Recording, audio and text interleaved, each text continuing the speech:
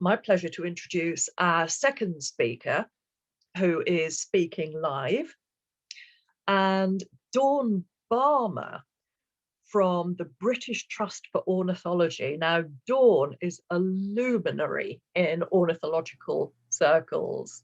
She's head of survey at the BTO, so that means that she heads up all of the BTO surveys that you might get involved with, such as the breeding bird survey, the wetland bird survey, bird track, etc.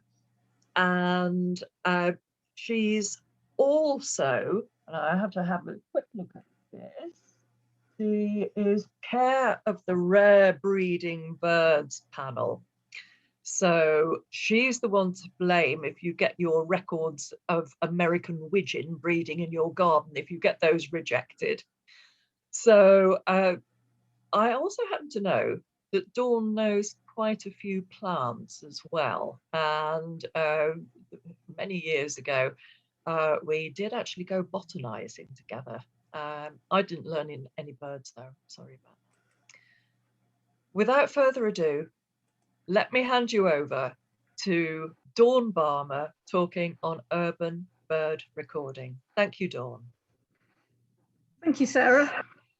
Yes, you tried your very best to teach me about grasses when I was a child, actually.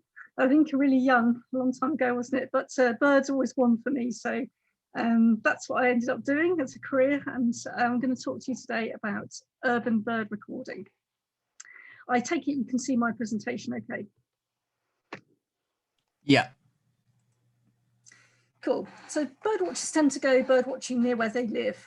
And given urban areas have lots of people, would expect a reasonable number of bird records to come from urban areas.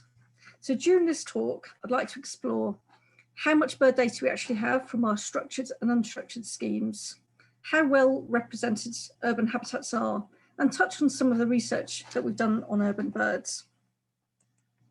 So it's going to be a bit of a whistle-stop tour of our surveys and projects. So first up is Bird Track, which is an online bird recording scheme where bird watchers just go bird watching wherever they want to and record what they see and hear. And they can submit casual records and complete lists.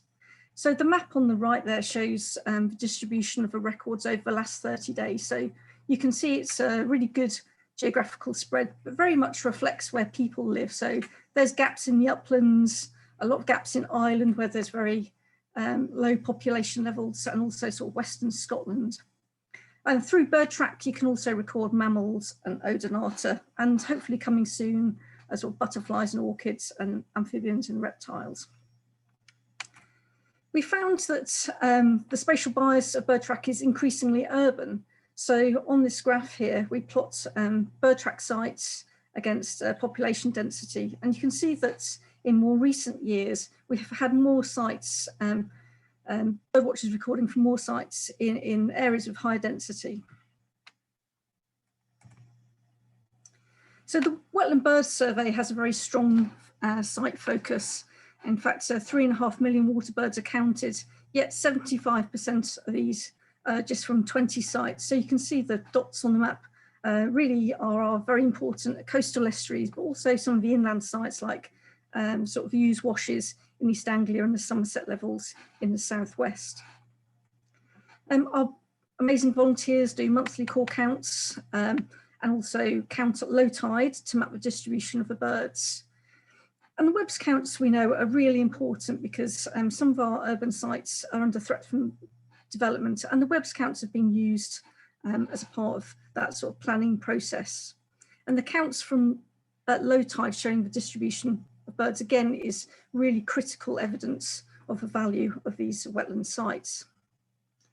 So Teresa Frost, who manages the Wetland Bird Survey, really kindly did a bit of more exploration of the Webb's data to look at actually how many websites do we have in urban areas.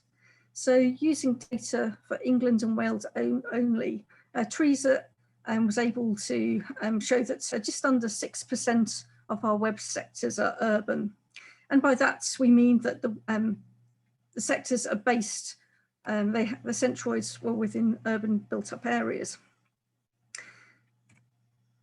But Also, it's interesting to look at whether sites in urban areas have similar level of coverage to the rest of the sites we have. So actually, it's pretty much identical. 42% of the urban sites are vacant and 41% of other sites are vacant. So birdwatchers are equally as willing to count urban sites as other sites, which is good news. So BTO also runs the Nest Record scheme, and we have a sort of more user-friendly version of that called Nesting Neighbours, which is on our website, and you can go in. It's about recording the contents, finding nests and recording the contents, and following through from the egg stage to hopefully fledging and working out sort of nesting success. And you can go online, input your data, and have a look at an interactive map. And this map here shows the blackbird, and this was a screenshot from a few days ago to show that we've got some active nest recorders in the sort of suburbs of Birmingham with nests of blackbirds at various stages containing eggs and being built. So you can go on there and keep up to date of where birds are nesting in those urban areas. Garden Birdwatch is one of our longer running schemes and been weekly recording birds in gardens and other taxa as well since 1995, and just over 22,000 volunteers take part in Garden Birdwatch. So we asked garden birdwatchers where they live, and 34% described their gardens as rural, 61% in suburban, and just 5% as urban gardens. We know when we did a little bit of checking that some of those suburban gardens actually fall under an urban classification. So maybe we have just slightly more than 5% in urban habitats. Now, Garden Birdwatch is a really great way of telling us how birds use gardens throughout the year. So this graph here is for robin, and it shows the reporting rates of robins in gardens in rural, suburban and urban habitats. And you can see that's for robin, winter is a high level of use, sort of over 80% of the lists coming in for gardens have robin on. So but you can see that for all gardens, rural, suburban and urban, it drops down in the breeding season when the birds perhaps move out to sort of greener spaces for nesting. But that drop is greatest in urban areas where perhaps they move to nearby parks. Interestingly, for blackcap, so this is a bird that's a fairly common, widespread breeding species, but it's a scarcer species in the winter. But they do make a lot of use of gardens throughout the winter, especially probably due to the provision of bird food. So we can see actually in rural and suburban gardens, the reporting rate for blackcaps is actually higher than in the rural gardens. It drops off because they're generally birds of a wider countryside, nesting in sort of hedges and scrub rather than gardens. And again, the reporting rate picks up come the autumn and into the winter. So birds use our gardens at different times of year. So there's lots of ways we can explore the Garden Birdwatch data to look at how birds are using the rural, suburban and urban gardens in different ways. Our breeding bird survey and waterways breeding bird survey is perhaps one of our most structured surveys. We have random 1 kilometre squares spread out throughout the UK. In a sort of typical year in recent years, about just over 4,000 squares are covered. Obviously last year we had far fewer due to COVID, but we're expecting a good year this year. And you can see from the map that those breeding bird survey squares are spread across the UK. Again, pretty much as the bird track map shows, there's fewer in the upland areas and the areas with lower human population density. And we've put quite a lot of effort into trying to encourage recording some of the habitats which are sort of more scarcely covered, like upland. So we have a scheme called Upland Rovers, which really encourages volunteers to visit upland areas for recording. And what we get from a breeding bird survey, which has been running since 1994, are these sort of long-term trends. So this is for song thrush, showing the UK trends, but we're also able to produce trends for countries. So this is an example for Northern Ireland. And actually we can also produce trends for some English regions as well. You know, we have plentiful data to be able to do that. But we've also been able to look at habitat-specific trends. So this is for song thrush again, and we can see how the trends varies across different habitat types.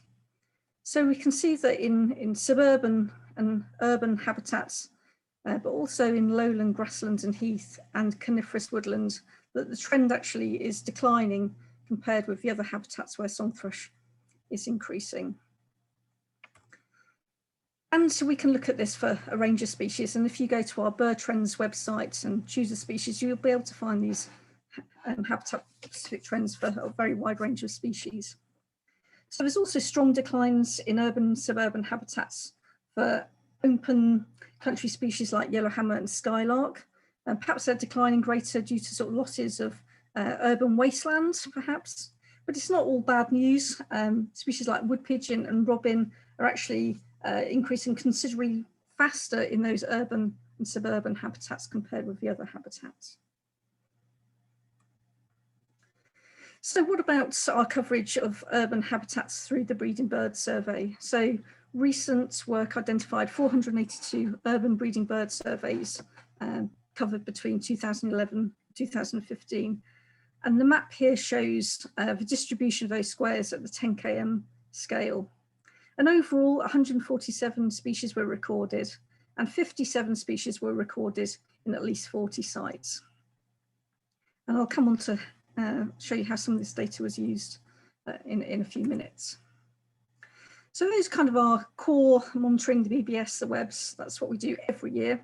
Then sometimes we run periodic surveys for species which are difficult to monitor through our core surveys and need specialist methods.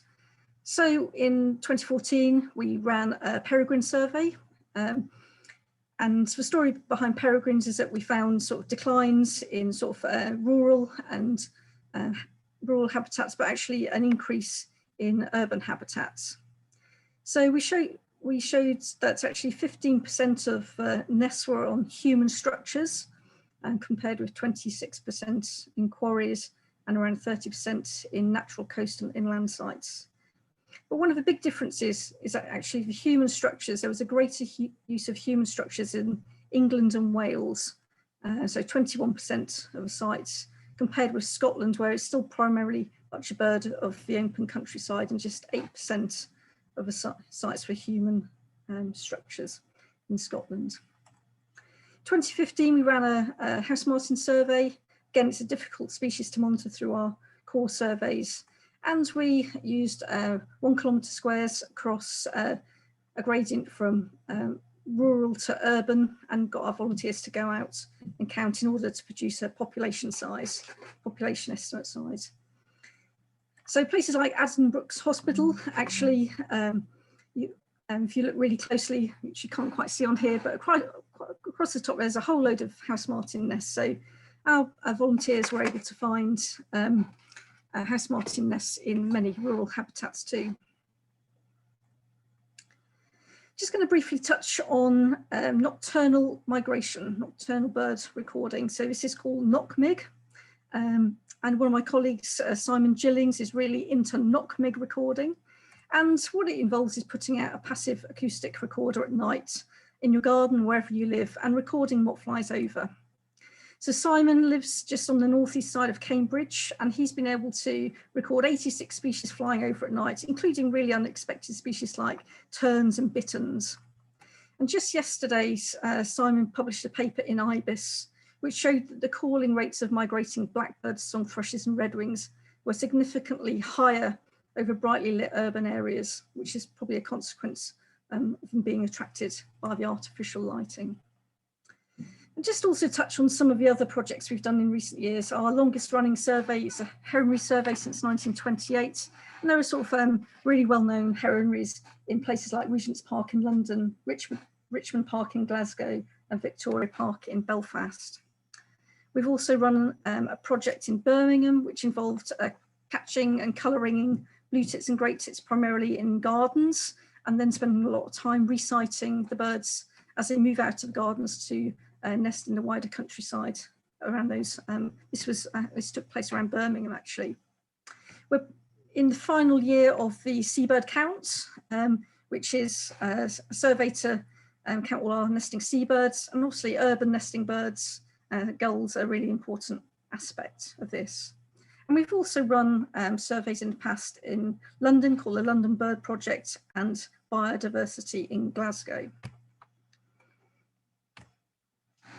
So just to finish off, just touching on some of the urban research that we've undertaken. So we were able to use BBS data to incorporate quantitative bird knowledge, quantitative knowledge about birds into decision making for planning. So where are the benefits for birds around using sort of the ponds and the green spaces in new urban developments.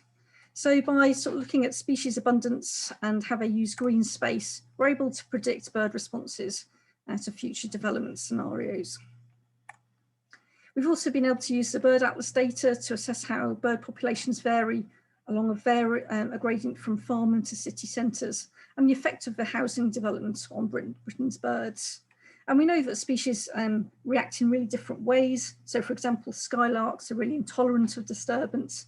Feral pigeons thrive in these sort of urban habitats, and song thrush shows a sort of intermediate response. So knowing how the species change in response to development is really crucial. And we're in the process of creating new tools to help developers and planners optimise design of new developments for the benefit of wildlife and people. And finally, sort of research by University in Exeter and BTO considered how bird communities varied with measures of socioeconomic deprivation. And in fact, bird abundance and species richness tended to be lowest in those areas of greatest deprivation. These communities also contain the species which people generally perceived quite negatively, such as feral pigeons. So there's scope for targeted management of green spaces in these areas to improve them for wildlife, and also maybe address that mismatch where the poorest in society have the least access to wildlife that we value. So just to sum up, actually there's surprisingly many opportunities to record birds in urban habitats through our structured and unstructured monitoring. Although our schemes like BBS and WEBS are designed to be representative of the UK and cover key habitats, actually, how are they representing urban areas, and is this rare habitat under or oversampled? I think we've got a bit more work to do to understand that. And we've been able to demonstrate that we can use the data that we have in urban research. But actually, do we have enough data from this scarce habitat? So it's likely we're going to need different sampling designs and products in the future to answer specific questions around urban birds. So I'll just leave it there and thank people who've contributed to the talk today, and of course all the amazing volunteers that go out and collect the data for us. So thank you. Thank you very much, Dawn, for a fantastic talk and keeping to time. Absolutely on the button. Very professional. Now, there were loads of questions coming up, but you'll be very pleased to know that your BTO colleagues have been piling in on chat and answering just about everything very comprehensively. There was one question on does BTO share data with local record centres? And Tom from Tom Hunt from Alert has given a response to this. But Dawn, I wondered if you wanted to say anything from BTO's point of view. So, got a bit of feedback there, sorry. So our data goes to the NBN periodically, and from there it's made available to anybody, but we don't supply data direct to individual record centres. It all goes through NBN. Okay, thank you very much.